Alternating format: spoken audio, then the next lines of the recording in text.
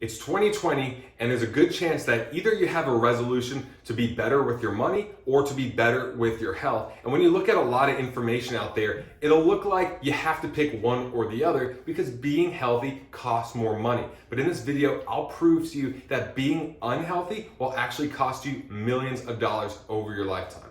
The first thing you gotta realize is that the healthier you treat yourself, the better you'll be able to perform, which means the more you'll be able to produce. A perfect example of this is Tom Brady. Now, of course, he's an athlete and he should be eating really well. He should be getting the best quality sleep, hormone treatment, or whatever it is for him to perform physically, but you're not much different. Now, Tom Brady, if he didn't take care of his diet, if he didn't take care of his sleep and every single part of his physical health, he may have had to retire a few years ago. Or if he just wasn't as good of a quarterback, he could make $3 million less per year. So it's really important to realize that the healthier you eat, the more you take care of your sleep, everything else in your health, the more you can produce, and that allows you to make more income and just to last longer and produce more on a day-to-day basis. Second of all, if you're unhealthy now, it probably means you're spending some money on cigarettes and on alcohol, both of which are horrific uses of money because they're just short-term pleasures, extremely short-term. How long does the enjoyment of a drink last? An hour? How long does an enjoyment of a cigarette last? 20 minutes, 30 minutes, then you have another one, and then all of a sudden you have a $10 pack every day, and that's $300 a month. Or you go out and you drink alcohol with dinner, and your dinner costs $50, but the booze costs another $70, and all that adds up. And then because you're a bit tipsy, because you're drunk, now you make other poor decisions. The bottom line is that these two vices cost a lot of money and only harm you in the long run. Number three, what happens when you are drinking a couple times a week, when you're smoking every day, when you're eating unhealthy food and you're gaining weight? Well, now your health insurance is gonna go up. It should be, right?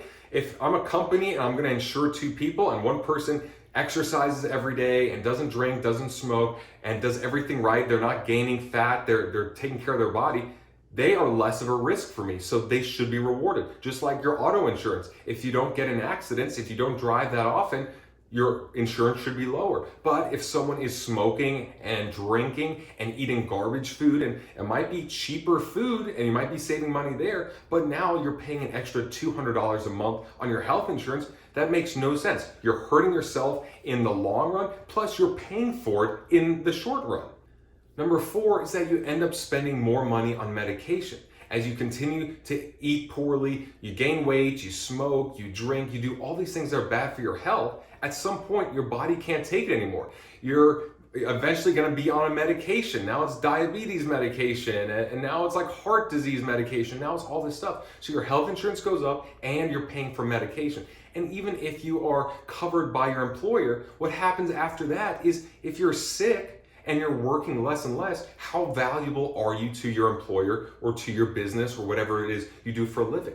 Now, as a personal story, I travel around to auto shows for about 70 days of the year, and I'm one of the only people to never call in sick. Everyone else goes out and parties, they drink, they do certain things, or they just don't eat as healthy on the road. While I always bring my blender, I always bring my spirulina, my protein powder, my vitamins. I buy spinach and lemon. I have all my nutrients, and I make sure I'm very much on point when I'm on the road. And guess what? A few years later, who's the person that's getting a promotion? Who's the person that's getting the shows that I want, the schedule I want, all these things? It's me, because I'm the most reliable. And I'm the most reliable not because I'm special, it's because I take care of my health when it matters the most. And I do a lot of this traveling in winter where you have thousands of people in these convention centers and at airports and you're touching handles. And I'm like, okay, that's fine. I got to take care of my health so I can produce the most, so I can be the most consistent at work. So I'm the one that stands out while everyone else is calling in sick because they're getting sick because they're not taking care of themselves when they should be. That was a long-winded story, but I think you got the point. Number six is that you will not be taken as seriously at work or in other negotiations. If you want to go up the corporate ladder, or you want to be taken as seriously as possible and be a wonderful negotiator, salesman, or anything in your career, understand that When you see someone that is grossly overweight, that has poor hygiene, that has bags under their eyes, that just does not look healthy, deep down, subconsciously, we do not trust them as much. And look, I'm a model. That's the point of me being hired, is because people look to models, they look to spokespeople, and they see clear skin, they see nice hair, they see a nice smile, they see certain things which make you think, hey, this person has figured something out. I aspire to be like them in some way. And look, I'm not saying this from an egotistical standpoint, but with a background in marketing and seeing how this goes throughout all the brands I've represented, there is truth to that. Even the Popeyes lady, she's advertising fried chicken and fried potatoes and mashed potatoes and the worst quality food. But if you look at her, she has a nice smile, nice skin, her hair looks good, she has a good figure.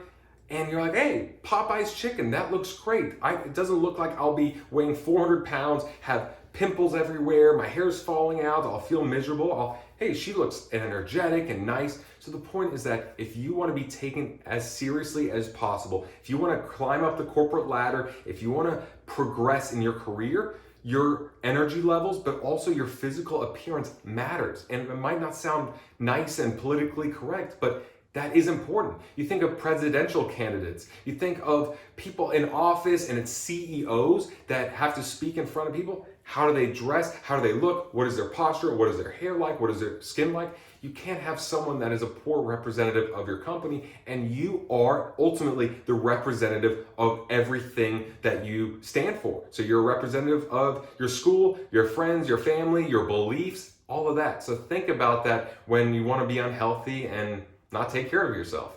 Number 7, you will probably die sooner. The less healthy you are, the better chance that you'll die in your 50s, your 60s, your 70s. If you're in your 20s or 30s like I am, there's a good chance we'll live to 100, 110, maybe 120 the way technology is going. Who knows? But of course we can all get hit by a car or get some crazy disease or something.